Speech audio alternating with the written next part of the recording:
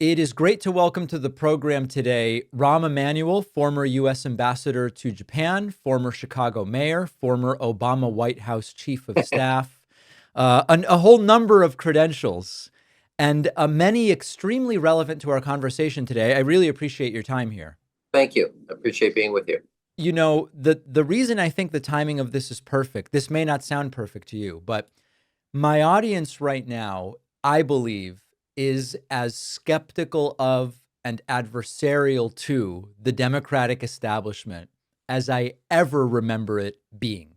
And it comes not out of like an interpersonal hostility, but it comes from a desire to say, hey, here is a direction that makes sense. Hmm. Here's a direction that will help us win. We need to win in order to achieve power and make policy. Great.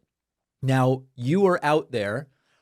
You tested a message in Iowa. It's an interesting message I want to hear about. Sure. There are reports you're thinking about 2028. But at the same time, when we think about, the Democratic establishment, certainly if you're not in the middle of it, you're on the periphery of it. And so I kind of want to hear a little bit from you about what's your view of what you think the Democratic Party Yeah. needs right now? Because there are some in my audience who thinks it needs to be a totally new direction. Yeah. Well, so let's try to unpack all 20 of those questions Exactly. Yes, please. in a very Talmudic way. Okay. One is this is my take. So let's dial all the way back and then work our way forward. Yep. At least in 2024, start there. When for the bulk of the country, not just Democrats, but for the bulk of the country, they are hanging on by their fingernails. Their backs against the wall. They can't. Their children can't afford a mortgage, or they can't afford a mortgage. There's no health care or retirement security. You're using your 401k to backstop your paycheck, not to save for your retirement. You're one illness away from not only bankruptcy or Chapter 11, but it used to be that you got a second opinion was a doctor.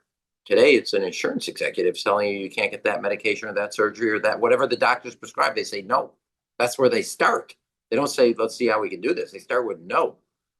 So all of that is where the American people are. And one caveat, side note, it's interesting to me that people in the top 10% income are now 50% of the consumer spend. The rest of the country's in the equivalence of a recession and have been. And we're off on a set of secondary cultural issues that are not only not primary to the voters, but they look like they're primary to us. So that's, to me, the dynamic. And that's why I believe getting back to the fundamentals that the American dream you used to strive for today, it's a struggle to attain. Kids are, I could tell you this, I mean, kids are making 3 times what their parents made when they started, but they could buy a home. Today, they're living in the basement and they made more than their parents did. And I just gave this one fact I saw over the weekend that was just shocking to me, but not shocking, but it was stark. In 1950, 50% of the folks under 30 were married and had a home. Today, it's 12%. It's too hard economically to either get married, buy a home, or do both. Now, go all the way back, and this is on both parties, but also Democrats. I think there are 4 critical moments that set the stage in the last 25 years. And I think it's relevant to where we are. So it's not just one election. We decide as a country, based on a set of lies, to take a war to Iraq. Lost thousands of young Americans in the promise of their lives and spent $1 trillion. And the only one that won that war between the United States and Iraq was China. 5 years later, the banks and insurance companies get bailed out, and the American public lose their homes. But that was a bailout you supported, right? No, well, we'll come back to that. It's a fair question. I want to come back. Let me just get through the 4 peaks, okay? Okay. China 2012, they decide that America is not a strategic competitor or a strategic adversary. And we leave, Battle Creek to battle Beijing all by themselves. And then fourth and finally, we say COVID, everything gets disrupted. We tell the American people follow the science. And it's pretty clear, like by way of example, schools can be open and we refuse to do it. and the parents get really familiar with what's happening or not happening in their kids' education. Two parts to your first question, to that last question. One, when the country was on the cliff of a massive depression, did I support TARP? Yes, the bailout. That's why I also, when I was chief of staff to President Obama, advocated for Old Testament justice and that we should do financial and insurance reform first before healthcare, because I thought the country needed that Old Testament justice to see not only fixing the banks, fixing the financial system so people don't get robbed of the American dream. I did one to stop the depression. The other one I thought was the right type of reform. The president made a decision, which I think is what you make in judgment, which is the battle between, if you don't start healthcare today, you lose the time, not a wrong decision legislatively. I was making an argument about the American people. They wanted to see somebody in the top echelon, especially banks, etc., get held accountable. In fact, I tell you, I wrote a memo to the president. I said, look, if you do healthcare reform, the one thing I know from the Clinton years, the healthcare industry has to sit on this side of the table with you. If you do financial reform and banking reform, Old Testament justice, the banking executives and the insurance executives are sitting on the other side of the table. And the American people need to see you fighting for them against somebody that got bailed out while they lost their home. So that is what I did. And I don't make any amends. One was everybody realized we were a doorstep away, like Nancy Pelosi, from not a recession, a depression. And it was going to be a depression. And then I advocated 6 months later for a massive reform that I thought should be primary in that effort. So that's kind of those are, I think, 4 pillars, and leave the Democrats, especially towards the end, and Washington, where the public has no trust and confidence in the establishment, because in those 4 kind of peaks, and there may be a 5th, there may be 4 or 3, but those are, to me, my analysis of what's wrong and why the American dream has to be front and center to restoring the connection of the Democratic Party with the public, but also to stabilizing our country. I don't think it's an accident, David, and then I'll close on this, is that the moment the American dream totally, over the arc of 30 years, becomes unaffordable and inaccessible, Yeah. it's exactly when our democracy becomes unstable. People have lost confidence. So that's my short 5-minute analysis. Well, I mean, to that point, I mean, I think this might be useful because we can kind of really get into what the disconnect is. Because you've made criticisms of the Democratic Party. You've said that there's toxic elements to it, that the average working class person doesn't see the party and say, this is obviously better for me. We know that in some circumstances like 2020, saying the people in power are so bad you should vote for us works. It worked for Biden in the sense that it did get him elected. Trump's mishandling of COVID was certainly a part of that.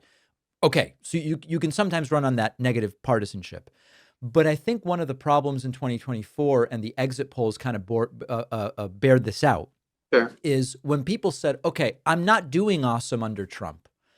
But when I listened to Kamala Harris talk about a deduction, or was it a tax credit for expenses when I start a new business, it didn't get through that, like, listen, when I hear Bernie talk, for all of Bernie's faults, when I hear Bernie talk, it seems that priority one is actually speaking to the plight of the average person. What I wonder is whoever ultimately runs in 2028, maybe you will, maybe you won't. We've had Governor Newsom on, Governor Shapiro, Governor Whitmer. There's a lot of people in this pretty deep bench right now that may run.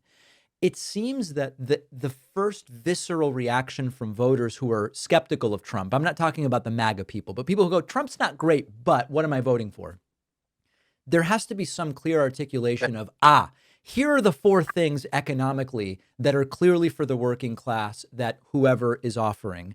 I couldn't tell you, as someone who interviews Democrats every week, I couldn't really tell you what those things are. Like, do those need to be made clear? Yeah. The short answer is yes, but let me take one example of one thing and then another thing. Yeah. So one, think about this. We just got a report card last week on our schools. Mm-hmm. We're at a 30-year low in reading and math scores. Yes. And nobody in the position of power and responsibility, president, Governors Association, I've said a word. You know everybody's position on Cracker Barrel. You know people's position on windmills. No, but you laugh. But think about it. Yeah. I know what I look. Whatever. I got raised in politics, not just at my home, but as a father of 3. And if you think at the kitchen table it's only paying bills, that people aren't talking about their kids' schools, they're not talking about their social media, they're not talking about their friends, you haven't been to a kitchen table. You think about it, but you've never been there. Now, we as a party focus on one child's pronoun, and the other 30 kids can't tell you what a pronoun is. We tell you that Abraham, like San Francisco, we're going to take Abraham Lincoln's name off of school. And we don't tell you the fact that the kids don't know why the school's named after Abraham Lincoln and what he did as a giant as a president. We have focused on whether you can wash your hands at that bathroom or take a shower at this locker room or change your clothes. But we haven't talked about access to those places, bathrooms and locker rooms. But what about classroom excellence? And we're silent. And now, all of a sudden, people and more are going either to private schools or quote unquote home schools. I hate that term because every child's homeschooled. And the Democratic Party, which has historically had a 15-point advantage on education, is MIA. Now, I ran for mayor to fix a public school system. That's why I could put myself through this. I inherited a system that William Bennett, Secretary of Education, called the single worst in America. I walked out. Sean Reardon from Stanford called it the single best. He had a whole report on reading, math scores, graduation. One example, we took graduation from 56% to 83%. Now, I personally think, and I've laid out in detail, I did it the other day in Iowa, but I'm writing a piece on it. I've done it in different pieces in the Washington Post. I think I owe the voters what I would do. Get your elementary education, K through 8 or pre-K through 8, back to the fundamentals. The Mississippi Miracle is a roadmap. They have done extraordinary things on reading. Alabama's done extraordinary things on growth and math. They're bucking the trend. Get back to the fundamentals, time on those subjects, teacher training on those subjects, get away from all the woke stuff that came out and phonetic science, etc. Now, high school needs to be fundamentally reformed. If K through 8 is get back to fundamentals, high school hasn't changed in 100 years and the economy has. 3 things very quickly. 1, you get a B average in high school, make community college free. That's what we did in Chicago, first city to do it. Took on the educational bureaucracy to do it. Number 2, we had got to 49+% that got college credit in high school. So they proved to themselves they could do it. They saved money when they went to college, but they actually, in a school system like Chicago, since they were the first in their family to do college credit, they gave themselves confidence so they knew they could handle the next step. And third, probably most significantly, the first city and only city in no states ever replicated. And we hired a lot of college career counselors to do this. To get your high school diploma, we made it a requirement that you had to produce a letter of acceptance from a college, a community college, a branch of the armed forces, or vocational. Every child, not just David's and Rahm's children. I don't know if you have children. I do. I have 3. 2 are in the armed forces, and 1 isn't, but does national security work. Every child, not just the Emanuel children, will have a plan the day they're done walking and getting their diploma. We fundamentally reformed the high school years. To me, that's a piece of this. The core, that is more than a piece. It is, you're not going to compete against China. You are not going to compete against Japan, Korea, pick a country of yours, if only a third of the children know how to read and do math. It's just not going to happen. And you can't. I think that's true. Let me hold on. Let me just finish one thought. You can't be a party that espouses equity as a core value and be complicit or complacent with academic failure.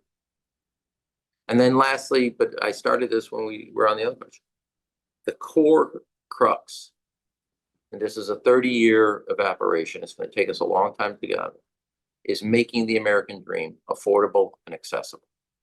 That to me is the North Star. That's the point of the spear. That is what it is. The other pieces fill in and backfill that core dream. You know, I agree with just about everything you just said on this issue. I There's think no the way, question is, there is no way a father of a child or children could not agree. Certainly, certainly. But I think, and this is where I think I want to hear from my audience, as they hear you talk about this, Yeah. does that sound to them like what they want to hear from the Democratic Party right now? Or, I mean, to the earlier question you started with, which was the woke stuff. And I think the reason that the economic stuff has such primacy and reigns so supreme is that if there is this, well, I don't like the woke stuff, and then pronouns, and here's what I'm getting from Trump. If there's an economic message where people go, hold on a second, Yeah. here are the four things that I am understanding are going to be done if this individual or if this party takes control of the House, for example, or if a governor takes control of the state, it's going to be on housing. We're going to get costs down by building way more supply, and here's how I'm going to do it. On healthcare, but just to finish my thought here, I'm wondering if a really solid economic policy that makes people go, it's so obvious that this is what's good for the average person, that the woke stuff takes a back seat. Isn't that a better strategy, maybe? Well, let me say one thing. What's the best strategy is to be honest. Okay. Forget your tactical analysis. I love you. It's your show, so I should just shut up and say thanks for having me. No, you know what? I wanted to be an early childhood educator at a different point in my life. Mm-hmm. To me, this is core. And I fundamentally believe that if we're not doing what we need to do for our kids, this is not worth going through all the brain damage. No, I'm with you. So wait a second, wait. Halftime. Yeah. Here's my attitude. You don't like it? That's fine by me. I'm going to tell you what I really believe. And if you don't want to, my heart's not going to be broken.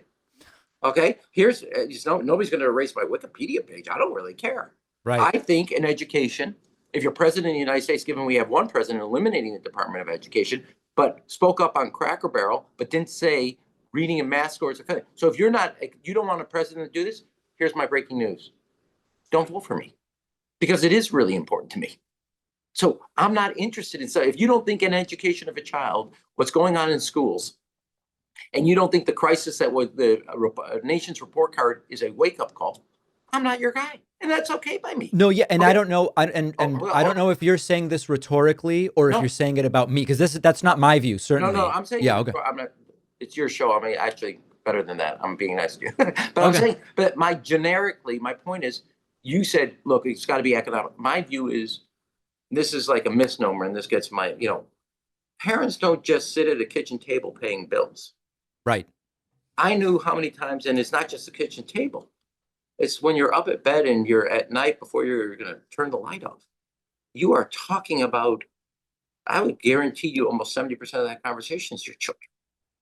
You are talking about the schools, the new principal, they cut the arts education, or there's no after school programs, the traffic to get to them. You're talking about their friends. You're talking about what they're doing on social media or not.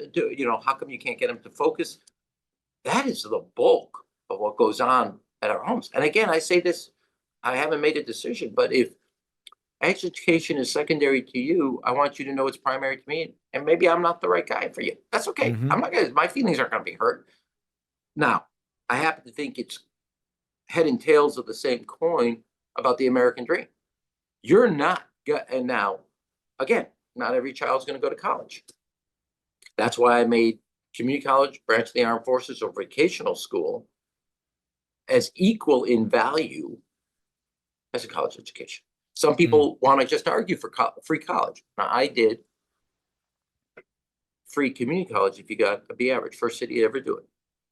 I happen to believe, since we also had the largest junior ROTC program in the country, and I sponsored more students, that the armed forces is a great, not only sense of public service, but also a great education. And it's proven to be a great melting pot, one of the last ones left in the United States. I also believe that if you want to become a plumber or electrician or a carpenter, which is why we expanded in Chicago every one of the building trades training facilities, that too is an education. But what I do know, our responsibility as those of us that believe and serve in public life does not end when you get a diploma in high school. It's make sure that you have a plan that's executable the day after. Not just my children. My children are going to be fine. They come from a two-parent home, loving, caring, and have been able to provide for them the most important step, as my father used to say, which is your child's education. That's not true across the board. And therefore, we got to do the investments that are necessary so every child can, in a period of time where you earn what you learn, has a chance to do that. And we're going to give them the resources and the foundations and the structure to do that, so they aren't literally left on the, as our great Secretary of State used to say, I don't want them to graduate from the university of the sidewalk. I want them to graduate from somewhere else where they have what they need to navigate the future and succeed at it. Last thing I want to ask you, and I know you've got to run. You really don't want to get down the educational argument. It's something I care deeply about. No, I agree with you on the education. I'm thinking of winning in 2028. That's and I think that's core. And you think it's core. That's totally a respectable position. And here's the other thing, David. You may say, "Oh, forget the woke." I agree with you. Not only Democrats, the publics want to forget it.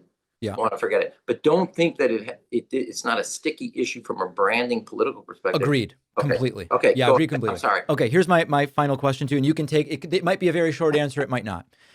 If we think about 2028, yeah, there's different spots sort of being eked out on the political spectrum. For example, I believe if Governor Newsom and Governor Shapiro run, they are basically targeting the same segment of the Democratic electorate. Just my opinion. I could be right. I could be wrong. Sure. If AOC runs, she occupies a different spot. Buttigieg, I believe, up against Newsom or Shapiro, can't win because he lacks support from certain groups while competing for roughly the same. So we're kind of getting a sense of the spectrum of candidates that there might be. As you look at the Democratic Party right now, where do you see the self on this spectrum? Are you closer to AOC? Are you more of a Governor Newsom? I don't think Kamala Harris should run, for example, from a strategic perspective, although I think she's very competent. Are you more aligned with her? Where do you place yourself in the party right now? I mean, you're asking it that. So here's how I think, as I just kind of answered, it's consistent, which is I think there's a big appetite, thirst for candor, authenticity, and strength. Mm-hmm. And if you look at my whole career in public life, and there's good things and bad things, and people will disagree. Nobody ever walks away, and you're never going to walk away from this meeting and say, well, I don't know where he stood on education. It wasn't clear. I told you. And I'm going to tell you what I think. You're going to lift the hood up. You're going to check the oil, pull the spark plugs. Second, in all part of my career, whether it was taking the first city and any entity to sue the pharmaceutical industry over opiates in 2014 before any attorney general did it by 3 years. The one that President Clinton turned to and said, take on the NRA for the assault weapon ban, the Brady Bill, make it law of the land. I got the call and I took the ball. I was the one that was responsible for negotiate and take on the insurance company and create the children's health insurance program. So 10 million children had no health care. Got it. One that made this argument, lost it. We should take on the banks and the insurance companies. We got the Dodd-Frank legislation, but I wanted to make it primary. And in my own time here as mayor, not just the pharmaceutical industry, took on the tobacco industry and gave 90,000 children free eye and dental care that they never had before because we raised taxes on the tobacco companies and plowed it into our children's health care. I think you're picking up the theme as a son of a pediatrician. I know you thought of something else, but as a son of a pediatrician, I believe in the health and well-being of our children, and that's primary to me. But everything I've done over my life is take on powerful interests that have held a chokehold on the system, broke it, and made progress. Now, if you're looking for perfection, I ain't your man. No, there is no perfection. But that's right. I think a lot of people are going to say, David, I don't think he answered your question. Yeah, well, I'm giving you. I think let me do this since we're on the eve of Yom Kippur. Maybe it's the question. No, I'm joking. It's like what I would say. I should atone for the question. Yeah. Here's the thing. Bill Clinton, Barack Obama, you can go through the history. I actually do think beyond ideological, which is what you're asking, where you sit on the spectrum. Yes. There's also a stylistic point, and that is as valuable for a guy who ran from Hope, Arkansas, or Believe in Hope, that wasn't a policy, but was something. So I'm going to give you honesty. I'm going to give you authenticity. And I'm going to give you strength, taking on powerful. You're going to either like it, and I'm very comfortable if you don't. Well, it sort of sounds like Rahm Emanuel maybe is running in 2028. I think the conversation is an interesting one. I think it's going to be arguably the most interesting primary, certainly of my adult life, So whether you run or not, I will say. let me say that, yeah, let me say this. For a party that thought they had no choice last time, you're going to have Yeah. 31 flavors this time. There will be. There will be. Rahm Emanuel, Thanks for the really time. good to talk to you. I appreciate your time today. Thank you, man.